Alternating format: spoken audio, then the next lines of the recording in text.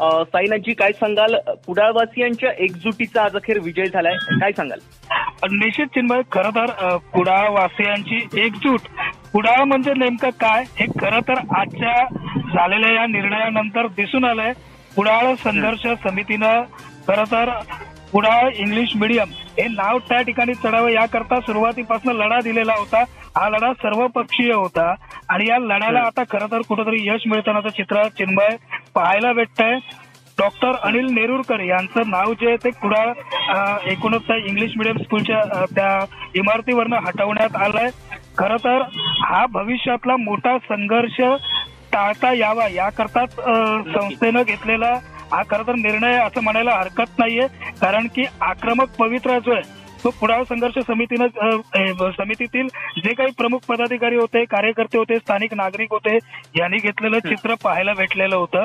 आणि याच आक्रमक पावित्र्याचा कुठेतरी आणि कुडाळवासियांच्या एकजुटीचा खऱ्या अर्थानं विजय झाल्याचं चित्र मात्र या एकूणच घटनेच्या निमित्तानं पाहायला भेटलंय.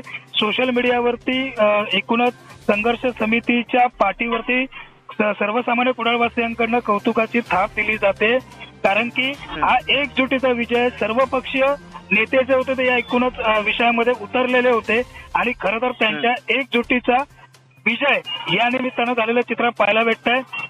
पण चिन्मय, एक पत्रकार म्हणून निश्चित अपेक्षा व्यक्त करू, हा लढा फक्त कुडाळ इंग्लिश मिडियम स्कूल या नावापुरता जो एकत्र येऊन दिला गेला, हाच लढा कुडाळच्या सर्वांगीण विकासासाठी हे सर्वपक्षीय नेते जर भविष्यात एकत्र आले तर कुडाळचा विकास, सर्वांगीण विकास हा निश्चितच दूर नसेल, एवढं मत मात्र या चर्चेच्या निमित्तानं मी अधोरेखित करेन. चिन्मय, असे नवनवीन व्हिडिओ पाहण्यासाठी कोकणशाहीचं युट्यूब चॅनल सबस्क्राईब करा व बेल बटन प्रेस करा. तसेच फेसबुक पेज लाईक करा आणि इंस्टाग्राम पेज व ट्विटर पेजला फॉलो करायला विसरू नका.